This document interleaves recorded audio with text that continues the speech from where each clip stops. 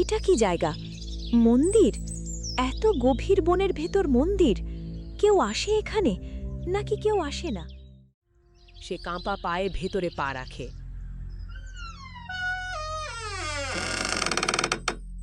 কেউ আছো এখানে? কি জায়গা এটা?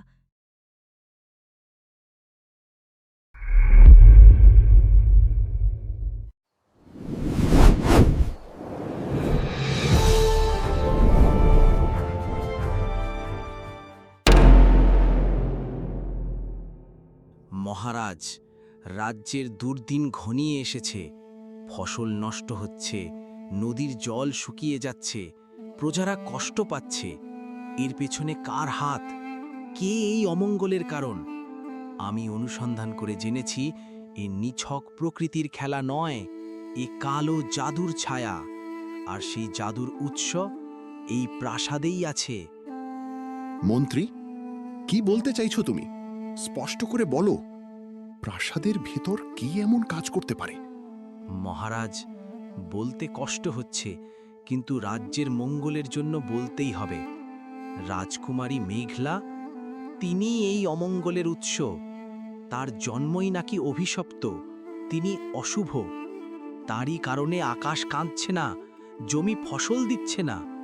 মেঘলা চমকে ওঠে, তার মুখ ফ্যাকাশে হয়ে যায়। সে অবাক হয়ে মন্ত্রীর দিকে তাকিয়ে থাকে। কি? আমি? আমি অমঙ্গলের কারণ? মন্ত্রী, আপনি কি বলছেন এসব? পিতাশ্রী, এই সম্পূর্ণ মিথ্যা। আমি তো কিছুই জানি না। আমি তো কোনোদিন কারো ক্ষতি করিনি। চুপ করো মেঘলা, মন্ত্রী কথা শেষ করুক। মহারাজ, আমি চাই না রাজকুমারীর কোনো ক্ষতি হোক, কিন্তু রাজ্যের কথা ভাবুন, প্রজাদের কথা ভাবুন। যদি কোনো অশুভ শক্তি এই প্রাসাদে থেকে যায়, তাহলে রাজ্য ধ্বংস হয়ে যাবে।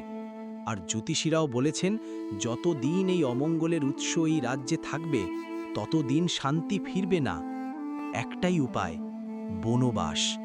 রাজকুমারীকে বনবাসে পাঠাতে হবে, তবেই রাজ্যে আবার সুখ ফিরবে। এটা ষড়যন্ত্র। পিতাশ্রী, বিশ্বাস করবেন না। আমি নির্দোষ। আমি কখনো কোনো জাদু করিনি, কোনো অমঙ্গল ডেকে আনিনি। কেউ আমার বিরুদ্ধে মিথ্যে বলছে। পিতাশ্রী, আমার দিকে তাকান। আমি আপনার মেয়ে, আপনার রক্ত। আমাকে চেনেন না আপনি? রাজা মেঘলার দিকে তাকিয়ে থাকেন। তার চোখে কিছুক্ষণের জন্য স্নেহের ছায়া ভেসে ওঠে। কিন্তু ঠিক তখনই একজন সভাসদ এগিয়ে আসে। মহারাজ, মন্ত্রী ঠিক বলছেন। আমরা সবাই জ্যোতিষীর ভবিষ্যৎবাণী শুনেছি। রাজকুমারীকে ছাড়া এই সংকট কাটবে না। দয়া করে রাজ্যের কথা ভাবুন। শুধু একজন রাজকুমারীর জন্য পুরো রাজ্য ধ্বংস হতে দেবেন না। হ্যাঁ মহারাজ, এটাই সঠিক সিদ্ধান্ত হবে। রাজ্যের মঙ্গলের জন্য ছোট ত্যাগ তো করতেই হবে। মেঘলা চারপাশে তাকিয়ে দেখে, কেউ তার পক্ষে নেই, কেউ কথা বলছে না। যে সভাসদেরা একসময় তার প্রশংসা করত, তারাই আজ চুপ। রানী এক কোণে মাথা নিচু করে দাঁড়িয়ে, ঠোঁটে কোনো ভাষা নেই। মেঘলার বুকটা ভেঙে যায়। মাতা, আপনি তো কিছু বলুন। আপনি তো জানেন আমি নির্দোষ। কেন চুপ করে আছেন? কেন? রানী চোখ তুলে তাকান, কিন্তু কোনো কথা বলতে পারেন না। তার চোখে ভয়। তিনি চুপচাপ চোখ নামিয়ে নেন। রাজকুমারী মেঘলা, রাজ্যসভার রায় এই। আজ থেকেই তুমি বনবাসে যাবে। এই রাজ্যের কোনো প্রজা তোমাকে আশ্রয় দিতে পারবে না, কেউ তোমার সাথে কথা বলতে পারবে না। তুমি একা, সম্পূর্ণ একা বনের পথে চলো। এটাই রাজার আদেশ। মেঘলা স্তব্ধ হয়ে তাকিয়ে থাকে। তার পায়ের নিচের মাটি যেন সরে গেছে। সে নিজের কানকে বিশ্বাস করতে পারে না। এটা সত্যি হচ্ছে। আমি রাজকুমারী আজ বনবাসে যাচ্ছে, অথচ আমি কিছুই করিনি, কিছুই না। মা, তুমি কোথায়? তুমি থাকলে কি এমন হতো? তুমি থাকলে কি কেউ আমার বিরুদ্ধে কথা বলতে পারত? সে ধীরে ধীরে নিজের গলার রূপার লকেটটা শক্ত করে ধরে। ওটাই তার শেষ ভরসা। মা, তুমি বলেছিলে বিপদে এই লকেট আমাকে রক্ষা করবে। আজ দেখো মা, তোমার মেয়ে একা, সম্পূর্ণ একা। প্রহরীরা প্রাসাদের বিশাল দরজা খুলে দেয়। বাইরে সন্ধ্যার অন্ধকার। ঠান্ডা বাতাস হু হু করে ঢুকে পড়ে। মেঘলা একটা গভীর শ্বাস নিয়ে ধীরে ধীরে বাইরে পা বাড়ায়।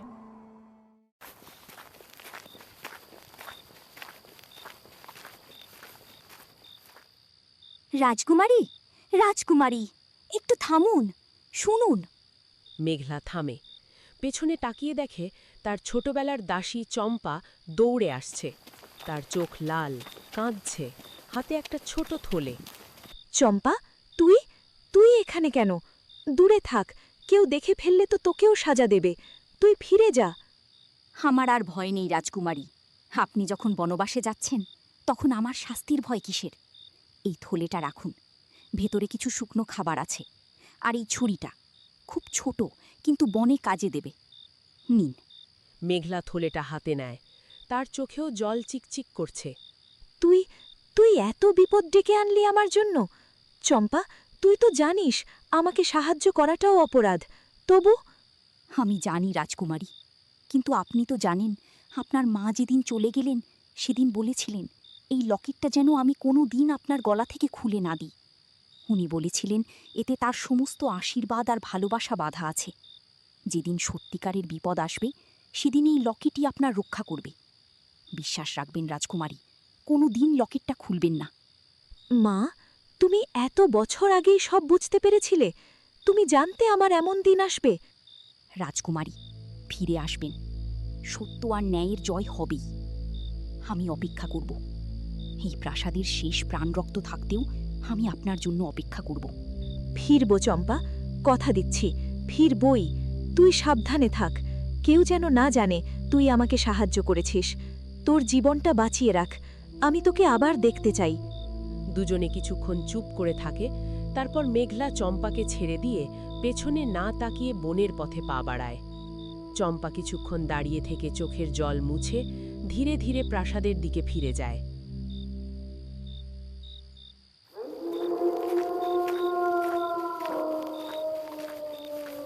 ভয় পেলে চলবে না মেঘলা, তুমি রাজকন্যা, তোমার ভেতর রাজ রক্ত। এই অন্ধকার, এই বন, এসব কিছুই তোমাকে থামাতে পারবে না। চলতে হবে, থামলে বিপদ আরও কাছে আসবে। হঠাৎ একটা কাঁটা ঝোপের ভেতর দিয়ে যেত গিয়ে তার হাত গভীরভাবে কেটে যায়। রক্ত বেরোতে থাকে। আহ, এত রক্ত! সে শাড়ির আঁচল ছিঁড়ে হাতে পট্টি বাঁধে। হঠাৎ সামনে ঝোপ থেকে দুটো জলজলে হলুদ চোখ ভেসে ওঠে। মেঘলা থমকে যায়। ওটা কি? চোখ? কার চোখ? ওই যে নড়ছে। ধীরে ধীরে ঝোপ থেকে বেরিয়ে আসে প্রকাণ্ড এক বুনো কুকুর। কালো লোম, ধারালো দাঁত, মুখ দিয়ে লালা গড়াচ্ছে। সে গর্জন করে মেঘলার দিকে এগিয়ে আসে। থাম, থাম বলে দিচ্ছি, আর এক পাও এগোবি না। আমি আমি অস্ত্র জানি, আমি ভয় পাই না। কিন্তু তার হাত কাঁপছে, ছুরিটা ঠিকমতো ধরতে পারছে না। কুকুরটা আরও জোরে গর্জায়। মেঘলা চোখ বন্ধ করে ফেলে। মা, মা, তুমি বলেছিলে লকেট আমাকে রক্ষা করবে। এই সময় যদি কখনো এসে থাকে তবে এখনই। মা, তোমার মেয়েকে বাঁচাও মা। ঠিক তখনই আশ্চর্য এক ঘটনা ঘটে। বাতাসে কোথা থেকে এক সুরেলা ফিসফিস শব্দ ভেসে আসে, যেন কেউ প্রাচীন মন্ত্র পড়ছে।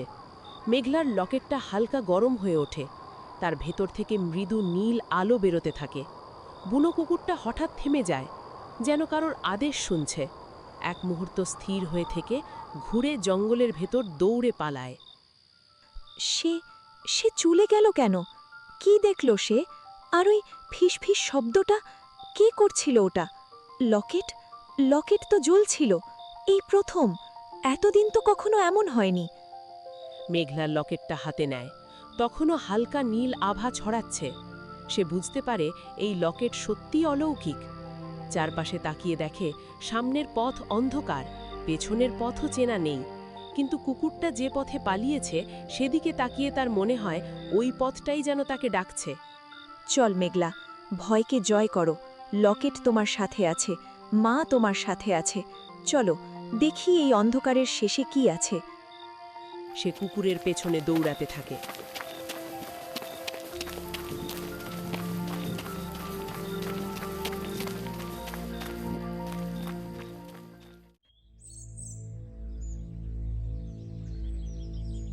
এটা কি জায়গা? মন্দির? এত গভীর বনের ভেতর মন্দির? কেউ আসে এখানে নাকি কেউ আসে না? সে ধীরে ধীরে মন্দিরের কাছে যায়। দরজায় পৌঁছতেই একটা চিহ্ন চোখে পড়ে। থমকে দাঁড়ায়। এটা এটা তো আমার লকেটের চিহ্ন, একদম একই, 100 ভাগ 1। কিন্তু এটা এখানে কেন? এই মন্দিরের সাথে আমার মায়ের লকেটের সম্পর্ক কি? সে লকেটটা খুলে চিহ্নের পাশে ধরে। পুরোপুরি মিলে যায়। ঠিক তখনই সশব্দে দরজা নিজে থেকেই খুলতে থাকে। দরজাটা নিজে থেকেই খুলছে। ভেতরে কে আছে? যাওয়া কি ঠিক হবে? কিন্তু কিছু তো জানতে হবে। এই চিহ্ন, এই লকেট, সব মিলিয়ে কিছু একটা রহস্য আছে। সে কাঁপা পায়ে ভেতরে পা রাখে।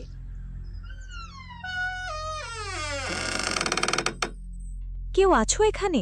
কি জায়গা এটা? কেন দরজাটা বন্ধ হলো? কোনো আলো নেই, একদম অন্ধকার। হঠাৎ তার লকেটটা থেকে আবার নীল আলো ফুটে ওঠে, আগের চেয়ে বেশি উজ্জ্বল। লকেট আবার জ্বলছে? এই মন্দিরে ঢুকলেই কেন জ্বলছে বারবার?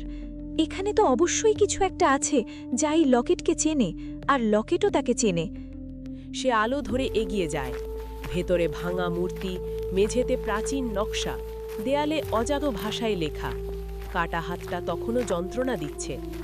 হাতটা খুব জ্বালা করছে, কিন্তু এখন থামলে চলবে না। আগে দেখি এই রহস্যের শেষ কি হয়।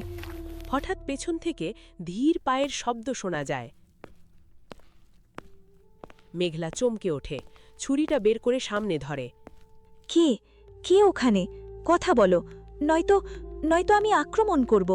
আমি ভয় পাই না বলছি, বেরিয়ে এসো। ছায়া থেকে ধীরে ধীরে বেরিয়ে আসেন এক বৃদ্ধ সাধু। পরনে সাদা ছেঁড়া কাপড়, লম্বা দাড়ি, চোখে অদ্ভুত শান্তি। তিনি ধীরে ধীরে হাত তুলে বলেন, ভয় পেও না বাছা, ভয় পেও না। তুমি তো সেই যার জন্য এতদিন অপেক্ষা করছিলাম। এসেছ অবশেষে। এসো, কাছে এসো। আপনি আপনি কে? আপনি আমাকে চেনেন কিভাবে? আর এই মন্দিরটা কি? কেন এখানে আমার লকেটের চিহ্ন? কিছু বলুন। অনেক প্রশ্ন একসাথে করছো মা, কিন্তু উত্তরগুলোও তুমি পাবে, সব পাবে। আগে বসো, বিশ্রাম নাও। তোমার হাতে রক্ত লেগে আছে, এটা আগে বেঁধে দিই, তারপর কথা বলবো। মেঘলা ইতস্তত করে বসে। সাধু তার কাটা হাতে পট্টি বেঁধে দেন। আপনি খুব দয়ালু, কিন্তু আমি এখনো কিছু বুঝতে পারছি না। দয়া করে বলুন, আমাকে বনবাসে পাঠানো হয়েছে একটা মিথ্যে অপবাদের জন্য। মন্ত্রী বলেছে আমি নাকি অশুভ, আমার জন্য নাকি রাজ্যে দুর্ভিক্ষ নেমেছে, কিন্তু আমি তো কিছুই করিনি। আপনি কি জানেন এর পেছনের সত্যিটা? জানি মা, সব জানি। কারণ এই অত্যাচার শুধু তোমার উপর হয়নি, অনেক বছর আগে তোমার মায়ের উপরেও এমন অত্যাচার হয়েছিল। তিনিও একদিন এই মন্দিরে এসেছিলেন, ঠিক তোমার মতোই। আর তখন আমি তাকে সাহায্য করেছিলাম, যেমন আজ তোমাকে করব। আমার মা? আপনি আমার মাকে চিনতেন কিভাবে? উনি তো অনেক আগেই মারা গেছেন। আমি তখন খুব ছোট, কিছুই মনে নেই। তোমার মা ছিলেন অসাধারণ এক নারী। তিনি শুধু রানীই ছিলেন না, ছিলেন এই মন্দিরের শেষ রক্ষক। এই লকেটটা তিনি নিজের হাতে তৈরি করেছিলেন।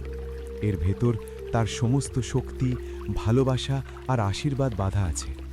তিনিই বলে গেছিলেন একদিন তার মেয়ে আসবে এই মন্দিরে, আর তখন তাকে সব সত্যি জানাতে হবে। তিনি জানতেন?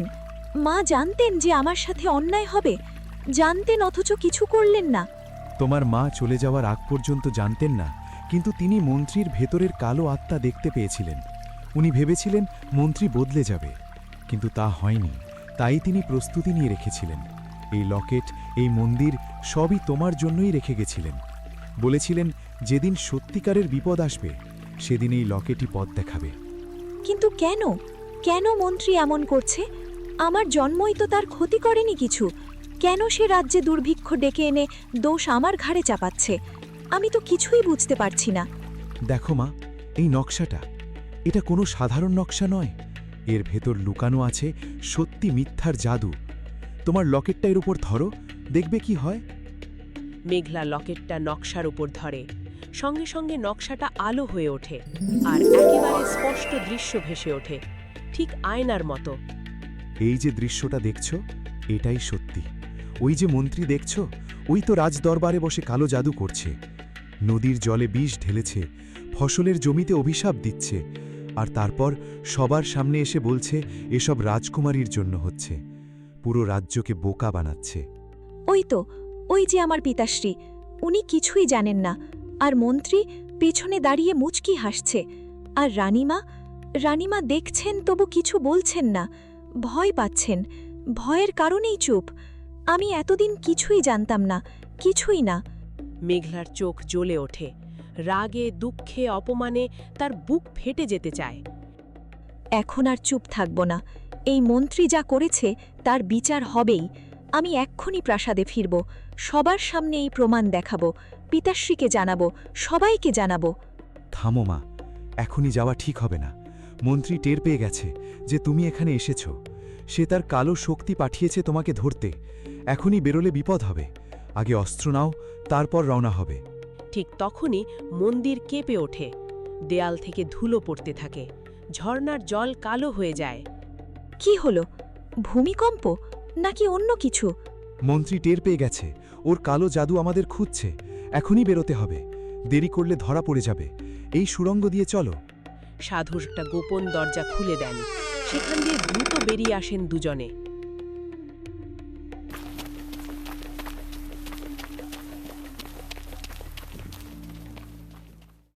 আমরা বেরোতে পেরেছি, কিন্তু ওই যে কালো মেঘটা, ওটা কি? সাধারণ মেঘ তো নয়, দেখতে ভয়ঙ্কর। ওটা কালো জাদুর সৃষ্টি, মন্ত্রীর পাঠানো অশরীরী প্রহরী। মানুষ নয়, প্রেতাত্মা। ওরা থামবে না যতক্ষণ না তোমাকে ধরতে পারবে। ধোঁয়া থেকে ধীরে ধীরে কয়েকটা ছায়ামূর্তি তৈরি হয়, চোখ লাল জ্বলছে, হাতে কালো বর্ষা। তারা ধীরে ধীরে এগিয়ে আসে। আমি ওদের ভয় পাই না, আমি নদী পেরিয়ে ওপারে চলে যাব, ওপারেই পথ চেনা।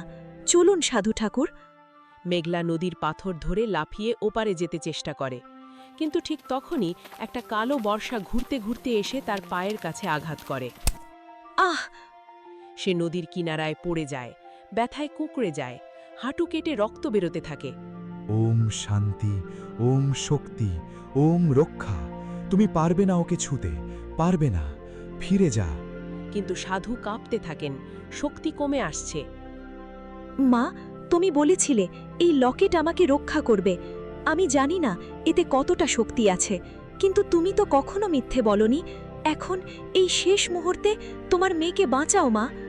সঙ্গে সঙ্গে লকেট থেকে তীব্র নীল আলো বিস্ফোরিত হয়, আলো চারিদিকে ছড়িয়ে পড়ে।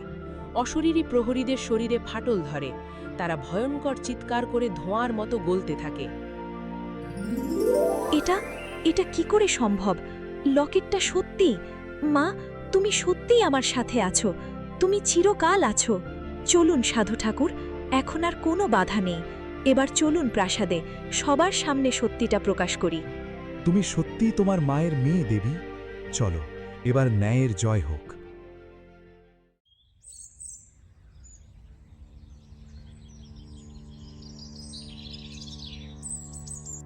সবাই চমকে তাকায়। দরজায় দাঁড়িয়ে মেঘলা, পোশাক ময়লা, ছেঁড়া, হাঁটুতে রক্ত, চুল এলোমেলো, কিন্তু চোখ দুটো স্থির, জলজল করছে। পুরো সভায় পিনপতন নীরবতা। এ কি? তুমি এখানে? বনবাসিনী, তুমি ফিরে এলে কি করে? প্রহরী, ধরো এই রাজাজ্ঞা অমান্যকারীকে, এক্ষুনি বন্দি করো। থামুন মন্ত্রী, আপনার অভিনয় আর চলবে না। আজকের দিনটা আপনার মুখোশ খোলার দিন। আপনি আর কাউকে ফাঁকি দিতে পারবেন না। এই রাজসভার সবাই শুনুন, আপনারা সবাই শুনুন। আমার বনবাসের পেছনে এক গভীর ষড়যন্ত্র আছে, আর সেই ষড়যন্ত্রের মূল নায়ক এই মন্ত্রী। মেঘলা, তুমি ফিরে এসেছো? কিন্তু কি বলছো এসব? মন্ত্রী, ষড়যন্ত্র? স্পষ্ট করে বলো। মহারাজ, ও মিথ্যে বলছে। ও তো বনবাসিনী, ওর কথার কোনো বিশ্বাসযোগ্যতা নেই। নিশ্চয়ই বনে গিয়ে উন্মাদ হয়ে গেছে। প্রহরী, ধরো ওকে। আমি মিথ্যে বলছি কিনা তা এক্ষুনি প্রমাণ হবে। এই লকেটের শক্তি আছে, সত্যি আর মিথ্যের পার্থক্য দেখানোর শক্তি। আর এখন এই পুরো রাজসভা দেখবে সত্যিটা কি। মেঘলার লকেটটা সামনে ধরে, লকেট থেকে নীল আলো বেরিয়ে পুরো রাজসভার মাঝখানে একটা আয়নার মতো পর্দা তৈরি করে। সেই পর্দায় ভেসে ওঠে মন্ত্রীর সব ষড়যন্ত্রের দৃশ্য। মন্ত্রী কিভাবে বিষ মেশাচ্ছে, কালো জাদু করছে, ফসল নষ্ট করছে।